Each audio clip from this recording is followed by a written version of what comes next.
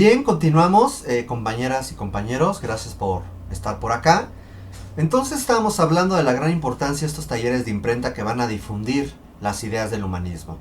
En este mapa podemos ver, nosotras y nosotros, los principales centros del Renacimiento y del humanismo, y estas flechas indican la difusión del mismo. Podemos ver que el centro o el epicentro, por así llamarle, del humanismo es el norte de Italia, Florencia, Bolonia, posteriormente Padua, Venecia, y estos centros terminarán influyendo hacia otros lugares. Van a retomar la idea o el gran avance tecnológico de la imprenta para poder lograr esto, ¿ok? Y van a generar a lo largo de la Europa occidental una serie de centros principales para el humanismo, generando focos de concentración muy importante que son los de color naranja, en donde vemos Florencia, Venecia, Roma, podemos encontrar Bruselas, París, la región de Toledo y de Salamanca como los principales centros artísticos del humanismo y de lo que se conoce como el Renacimiento. ¿Ok? Aquí nada más quiero señalar a dos personas. Bueno, por ahí está Nicolás de Maquiavelo, que es uno de los autores más importantes de la época por su el texto del Príncipe, un texto muy interesante que se refiere al hijo del Papa de Roma, que el Papa de Roma era Alejandro VI, o sea, el Papa Rodrigo Borgia, que era de origen español, y su hijo César Borgia, que juntos parecían más generales y monarcas que querían conquistar territorio.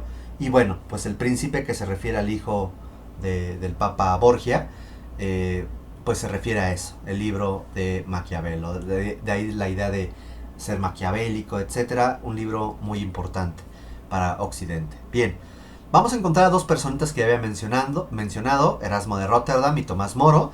Y de aquí voy a hacer referencia a lo siguiente. Tomás Moro escribió un libro en el año de 1516, ya cuando se había descubierto América, que se llama La Utopía.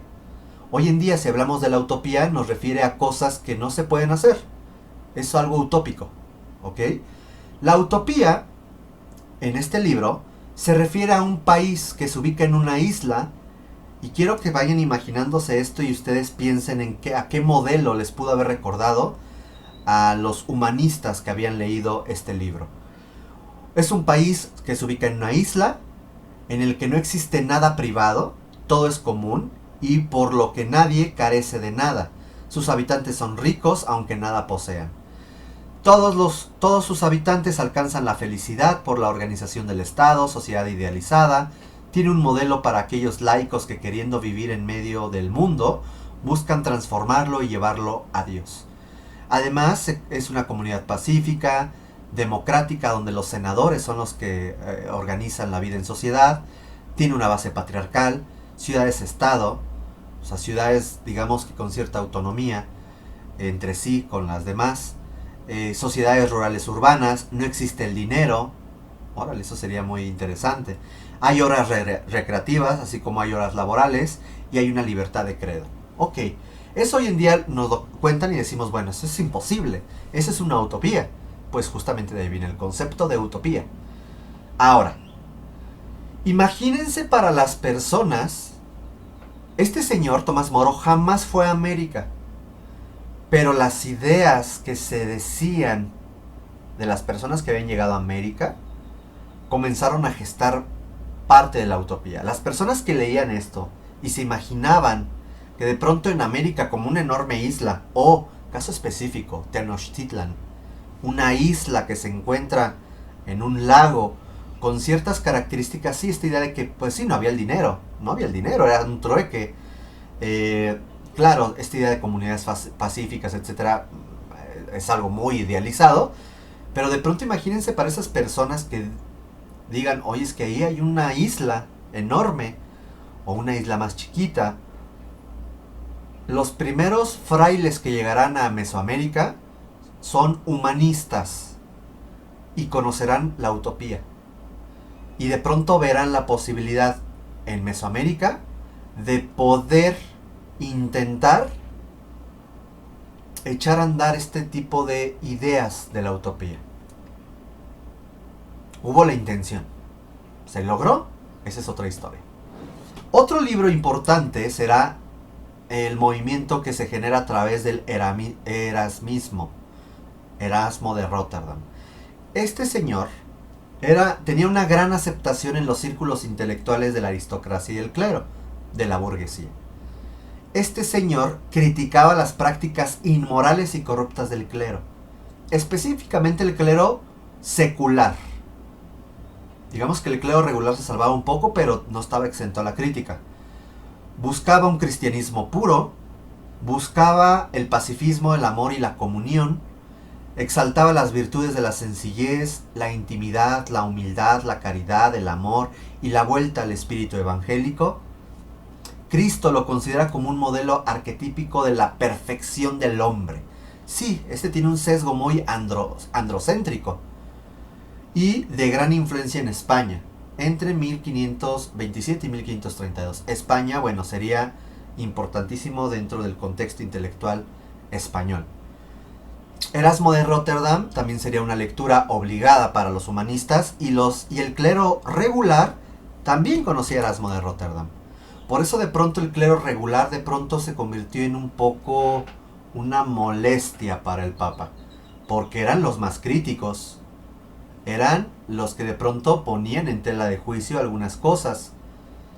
En fin, por ahí después van a surgir una rama que se llaman los jesuitas, una orden, que no son enteramente regulares, son más seculares, pero que de pronto se vuelven en unos humanistas muy importantes y que también son críticos de la iglesia.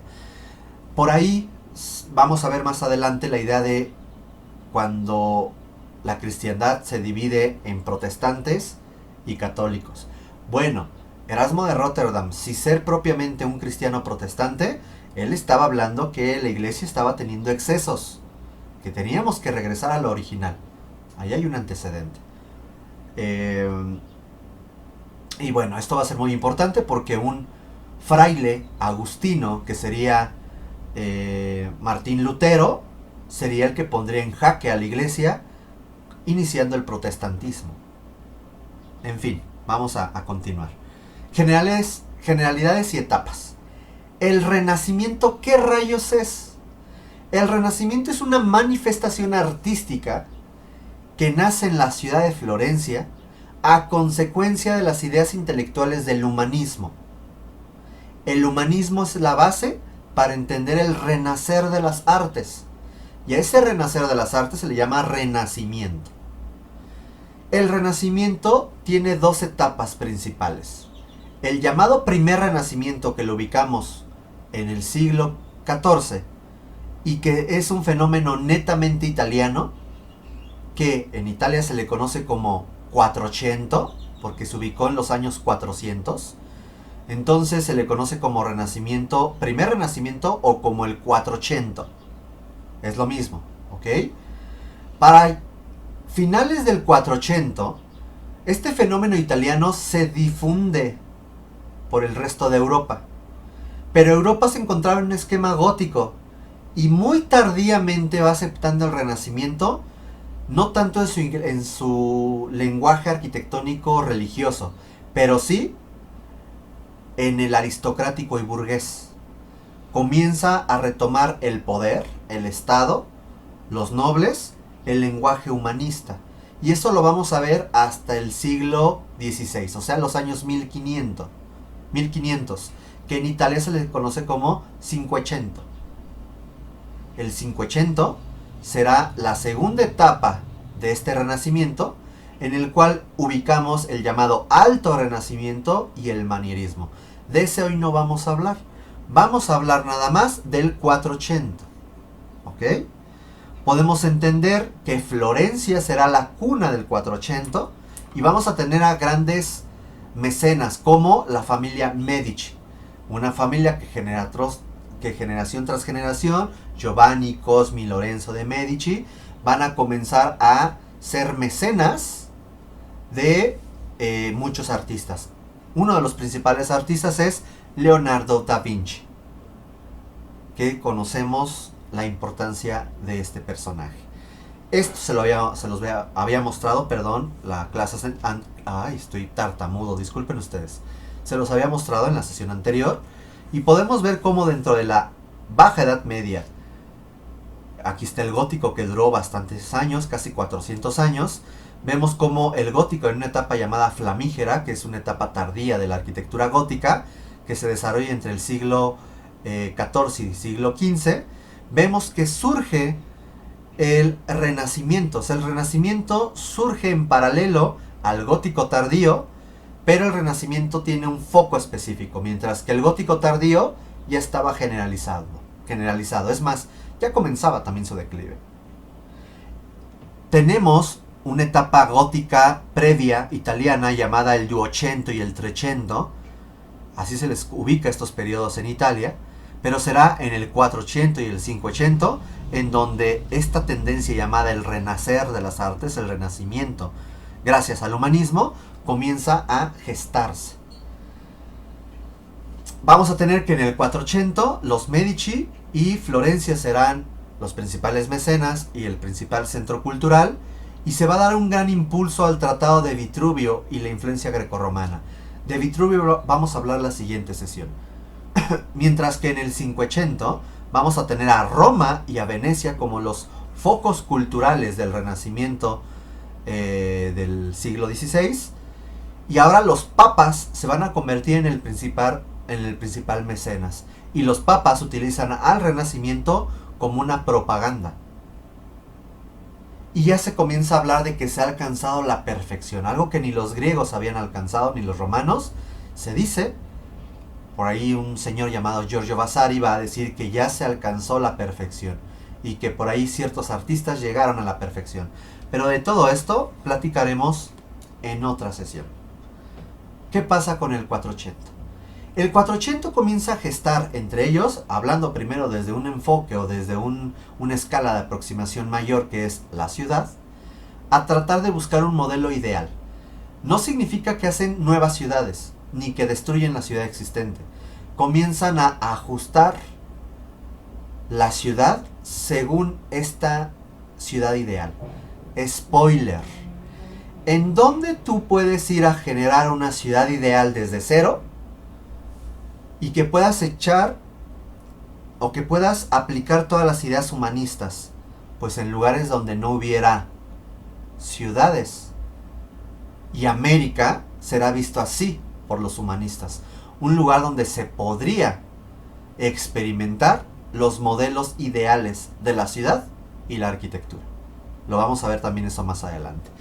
¿Qué es la ciudad ideal italiana? Es aquella que va a buscar planificarse a partir de la geometría, y lo podemos ver aquí en esta ciudad de Scamozzi de Palmalova, que existe al día de hoy, ahorita les muestro, que tiene un esquema geométrico muy riguroso.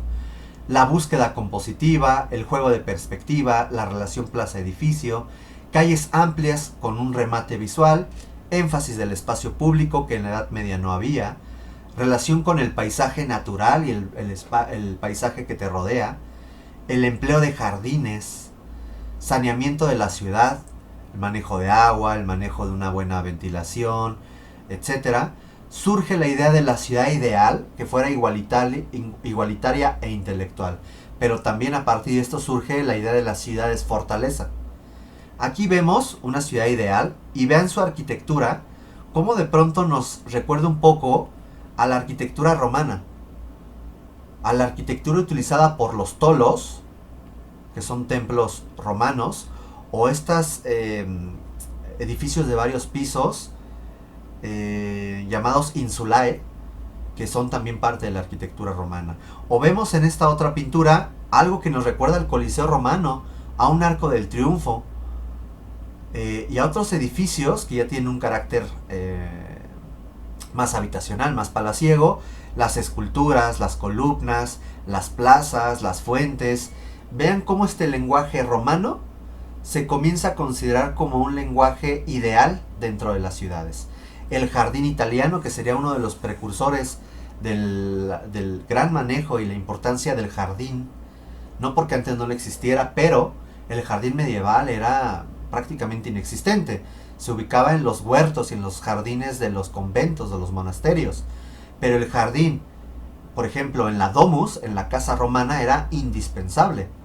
Ahora vemos nuevamente el jardín con una traza y un manejo y un cuidado geométrico muy detallado, que viene a generar una pauta muy importante para futuros jardines. Y aquí Palmalova, que es una ciudad fortaleza, podemos ver, lo vamos a platicar más adelante, pero aquí hay murallas y baluartes, que son estos picos, un foso que te impide un acceso directo a los muros, y una retícula radial que hace que las tropas se puedan mover fácilmente de aquí hacia el otro extremo. Eso ayuda mucho a la movilización. Esta ciudad se encuentra en la región de Tirol, en la región norte de Venecia, porque era una zona constantemente bajo asedio por el Sacro Imperio Romano Germánico. El sitio hoy en día existe y ahí está. Pueden visitarlo. Es una ciudad que tiene muy pocos habitantes. ¿Por qué? Porque se ha demostrado a lo largo de la historia que el exceso de planificación en la ciudad no incentiva la flexibilidad y el cambio de esta ciudad según las necesidades de la gente. Se vuelve estática, se vuelve rígida y la gente termina yéndose. Al día de hoy existe, visítenlo en Street View y ahí está. Podemos ver todavía el vestigio de las murallas, de los baluartes, la traza, etc. ¿Qué pasa con la arquitectura? La arquitectura del 480 va a seguir estos 4 puntos. Primero, en lo funcional espacial, se van a hacer plantas basilicales. Varios conceptos a lo mejor ahorita no los van a identificar, pero los vamos a ir identificando a lo largo de estas clases y con un vocabulario que les voy a compartir. Las plantas basilicales, esto es una planta basilical que tiene 3 o 5 naves. Las naves son estos espacios que se generan entre columnas. A eso se les llama naves. Esa es una planta basilical. Una planta centralizada es cuando tengo este esquema, que es un esquema muy bizantino, muy griego, que el edificio tiene las naves iguales. A eso se le llama una planta centralizada. Tenemos una búsqueda por la simplicidad espacial e importancia del patio como un componente rector. Y vamos a diseñar las fachadas según el uso y la jerarquía. En lo formal expresivo, vamos a retomar a las formas simples en relación con la escala humana. Otra vez los edificios, en lugar de ser tan altos como el gótico, se vuelven más chaparritos según la escala humana. El escaso manejo del color.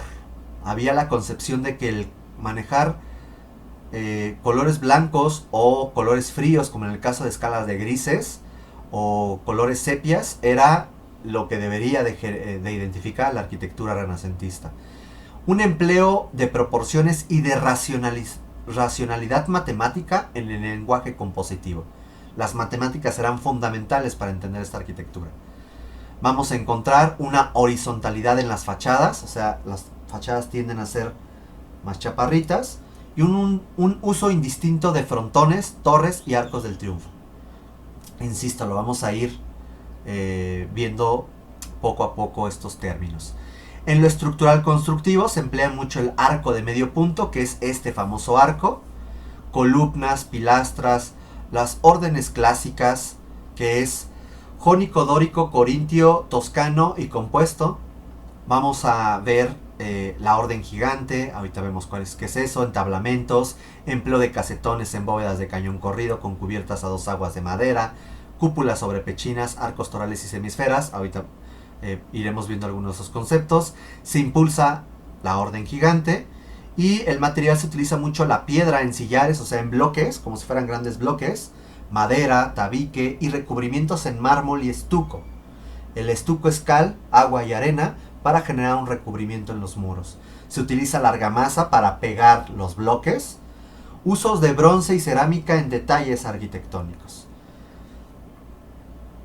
Ahorita vamos a ir profundizando estos temas. Este, por ejemplo, es un ejemplo, vaya la redundancia, estos ejemplos, por ejemplo, nos están referenciando el uso de la orden gigante, que Alberti y Miguel Ángel van a divulgar.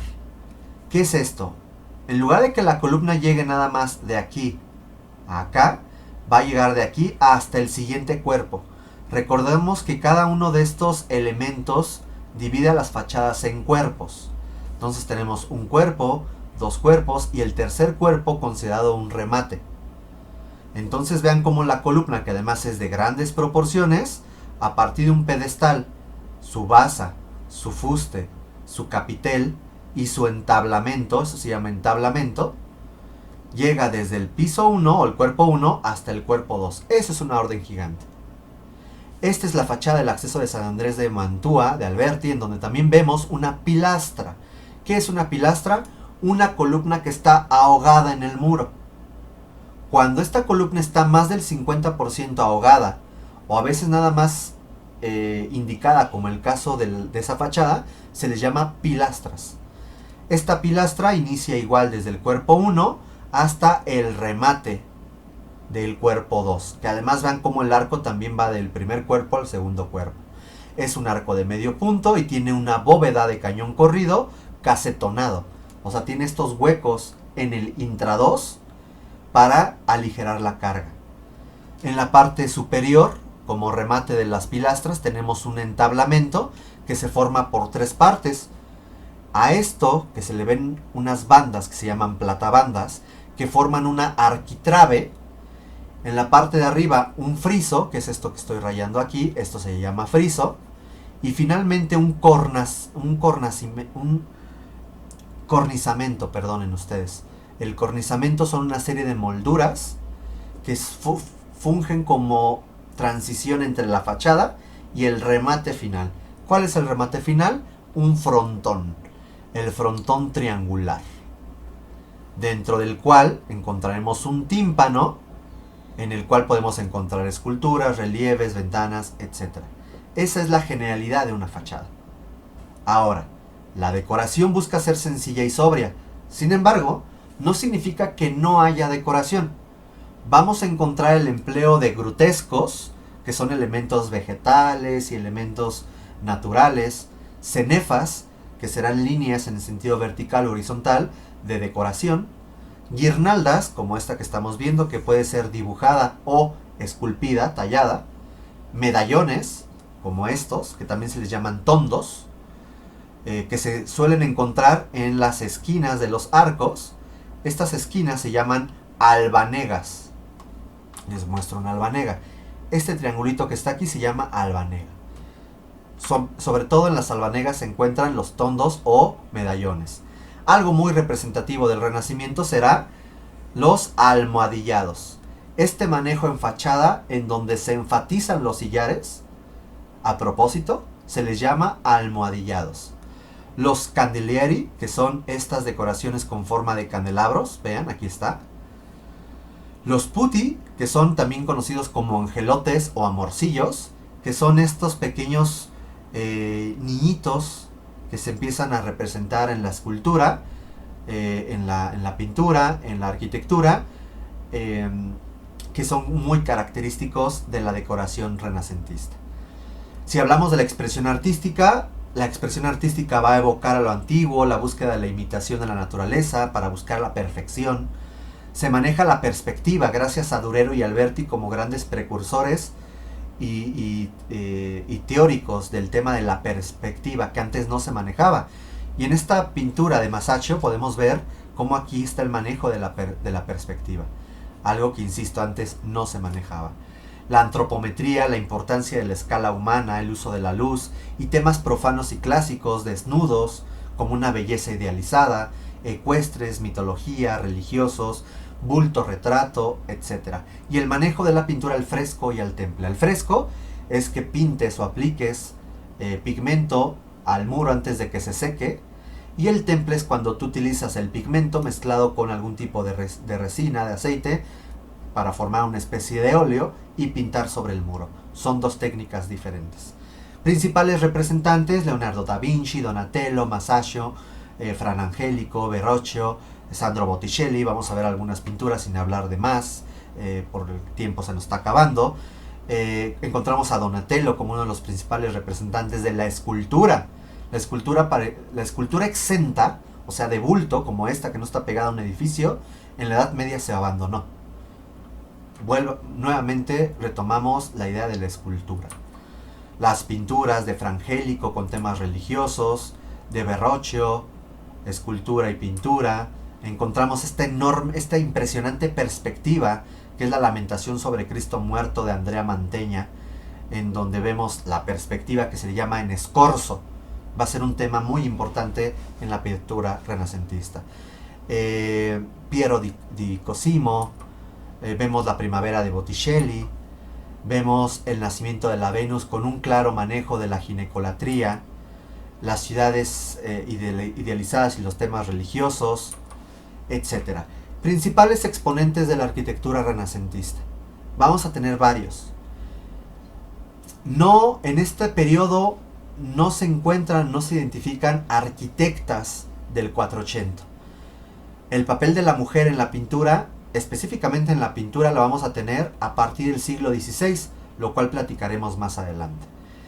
Aquí vamos a encontrar varios representantes varones y tenemos tres principales: Filippo Brunelleschi, Leon Battista Alberti y Donato Bramante. Pero hay otros: Giuliano da Sangallo, Michelozzo de Bartolomeo, Luca Ganzelli, Giuliano de Maiano, Luciano Laurana, Bernardo Rosalino, Francisco di Giorgio Martini o Andrea Mantegna. No podemos ver la obra de todos, vamos a ver algunas cosas muy específicas, las cuales también platicaremos en nuestra sesión Zoom. La obra, la obra que se conforma como un hito, o sea, un antes y un después, será la construcción de la bóveda de ese antiguo templo gótico. Vean que la fachada no es nada renacentista, es gótica, pero se quedó sin cúpula. Así que se hace un concurso y lo gana el arquitecto Filippo Brunelleschi. De hecho, dejen bajo un poquito la cámara. Ya no está ahí. Creo que borré, pero bueno, vamos a hablar. Las primeras obras vamos a hablar de Filippo Brunelleschi. Y aquí tenemos que la primera gran obra del Renacimiento será la cúpula de Santa María de las Flores, en Florencia. Es muy importante porque esta enorme cúpula, que busca salvar un claro de entre 44 y 52 metros de diámetro, siendo mucho mayor que la cúpula del Panteón de Agripa, que tenía 42 metros, algo así, y que es del periodo imperial romano. Durante la Edad Media no se construyó algo tan grande como esto. Esta cúpula utiliza la geometría para generar una cúpula apuntada. ¿Qué es apuntada? El arco tiende a ser lancelado.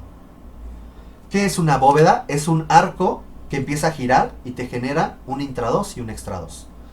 Cuando esta cúpula de este arco de medio punto es más abultado o más peraltado, se le llama ojival lancelado. Tiene otros nombres. Y tiende esta bóveda, esta cúpula, a ser lancelado. O sea, tiene un diseño geométrico diferente a una cúpula de un arco de medio punto. ¿Cómo se va a construir esto? Ese fue el gran reto. Se decía que era imposible. Bueno, pues el arquitecto Filippo Brunelleschi, a partir de un tambor, que es este que estoy dibujando, diseñó dos capas para aligerar la carga. Una capa que se ve desde el exterior, que es el extrados, y una capa interior, que se llama el intrados. Ambas capas van a estar estructuradas por una serie de costillas, que son estas que estamos viendo. Son costillas de piedra, mientras que el resto está hecho de tabique, lo cual eso aligera la carga. ¿Ok? Estos tabiques van a estar acomodados a manera de espina de pez, que es una técnica romana, con la cual podía estabilizarse el cascarón de estas cúpulas. Y aquí alcanzamos a ver las costillas exteriores de piedra, y sabemos que adentro, como un sándwich, encontramos otras costillas que están ocultas, que no se ven, que están ocultas por las dos capas de tabique, la exterior y la interior. Y en la parte interior tiene un estucado, en donde además posteriormente se le hizo una pintura. Se aprovechó además el tambor para poner algunas tarimas, algunas estructuras de madera, y poder ir edificando, poco a poco la cúpula. La fueron construyendo, literal, en secciones, en bandas, y se tardaron unos 20-30 años en su construcción. Inició en 1421 y se logró esta gran cúpula. Ya después se le puso la linternilla. La linternilla es esta. Se puso después. Del piso hasta la punta de la linternilla tiene 116 metros de altura, siendo una de las obras más grandes, que no fuera gótico, de la arquitectura antigua. ¿Vale? Tiene el peralte de todo de esta cúpula, tiene 32 metros de altura, lo que es algo así como un edificio de 9 pisos. O sea, sí es bastante. ¿Vale? Ok, esta es la obra tecnológica icónica que daría un antes y un después a la arquitectura y da inicio al Renacimiento. Sin embargo, Brunelleschi tiene otras obras como el Hospital de los Inocentes, donde vemos un manejo muy depurado de la arquitectura, muy poca decoración, arcos de medio punto que forman una arcada.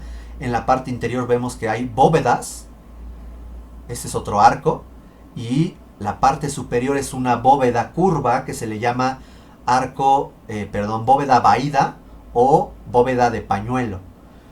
Vemos un lenguaje muy limpio en el segundo nivel, el manejo de tejas y el manejo de frontones como remate de las ventanas.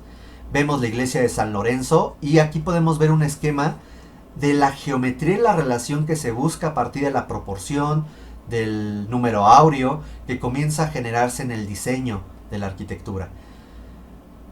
La arquitectura renacentista se va a esmerar en las matemáticas para justificar su diseño.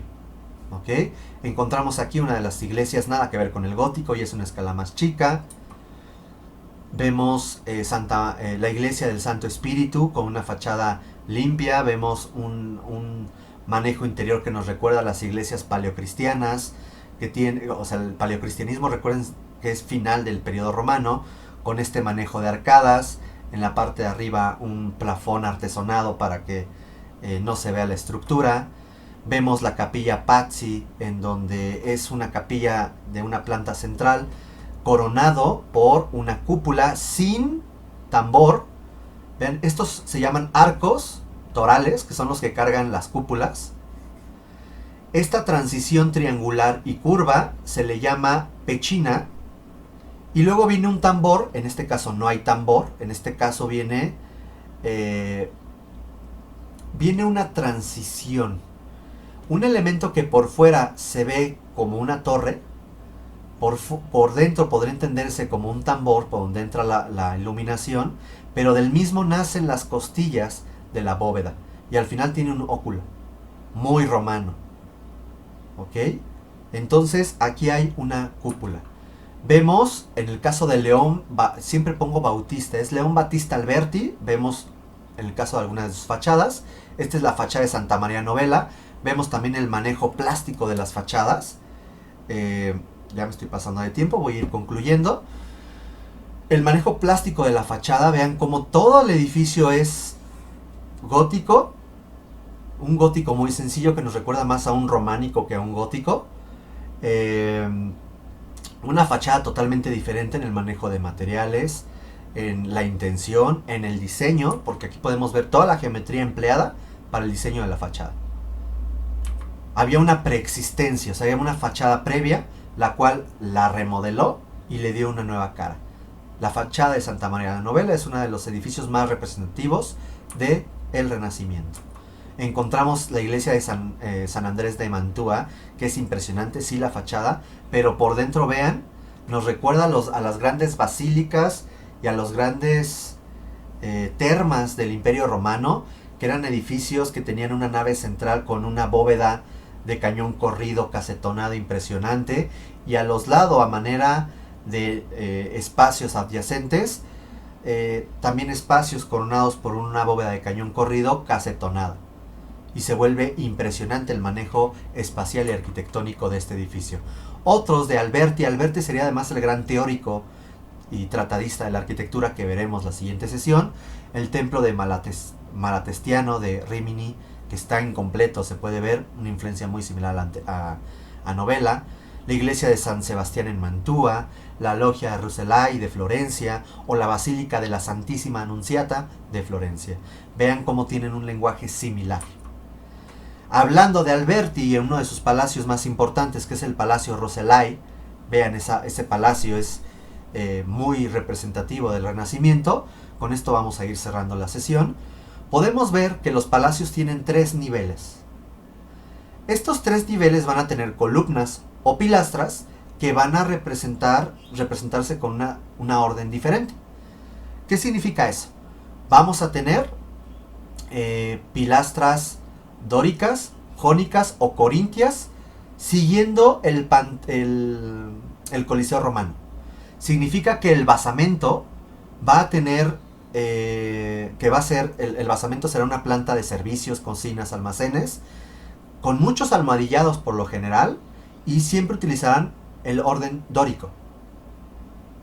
Insisto, esto lo retoman del Coliseo romano. La planta media, que es la planta de desarrollo, que se le conoce como la planta noble, donde se encuentran los salones y las habitaciones de la nobleza, de la gente, de ese palacio, se va a representar con un orden jónico, que es el que tiene volutas. ¿Vale? Y finalmente podemos ver en la cornisa el remate, donde se encuentran el resto de las habitaciones, la planta servil y muchas veces la planta del artista, el orden corintio, el que tiene hojitas. ¿Ok? Y eso lo vamos a encontrar en los palacios. Hay variantes, por ejemplo es el Palacio Pitti de Florencia de Luca Fancelli, donde podemos ver el manejo de los almohadillados, el manejo de los frontones como remate de las ventanas, un ritmo muy monótono y podía caer en lo aburrido, un patio en la parte central como un elemento importante para la organización espacial. Encontramos también el Palacio Spanocchi de Siena, igual un manejo muy interesante de 3 cuerpos. Vemos una tracería en las ventanas que genera ventanas geminadas con un remate de dovelas que nos recuerdan a los arcos. Vamos a ir terminando, el Palacio Medici Riccardi de Florencia, de Michelozzo di Bartolomeo, que también tiene un lenguaje de 3 niveles. Vean el tipo de remates en las ventanas, muy similar al anterior, la importancia del patio, del arco de medio punto. Y quiero finalizar con esta obra. Andrea Mantegna, que era también pintor, el que hizo al Cristo en escorzo, acostado, tiene esta obra que por fuera es poco llamativa, que es la Casa Mantegna en Mantova, 1476, retoma la perspectiva de forma muy interesante. El patio es cilíndrico, pero la parte final del patio es cuadrada. Por lo tanto te da esta percepción muy interesante, en donde pareciera, según el ángulo y evidentemente también con el ángulo de la cámara, puedes encontrar una cuadratura del círculo, que es algo que siempre se ha buscado en la arquitectura desde la Edad Media. Y eso gracias al desarrollo y al entendimiento de la perspectiva. No voy a hablar ahorita de Donato Bramante, simplemente voy a mostrar 3 de sus obras. Donato Bramante se considera un arquitecto ya muy tardío del 480, y a Donato Bramante lo vamos a retomar cuando hablemos del 580. Simplemente vamos a hablar que Donato Bramante habla ya de una amplia sofisticación de la arquitectura del 480, siendo San Pietro in Montorio una de sus obras más representativas y más representativas del Renacimiento, donde vemos un templete con un lenguaje arquitectónico muy claro que veremos en Zoom y que recordaremos en otro video más adelante. Muchísimas gracias, cuídense y nos vemos. Bye.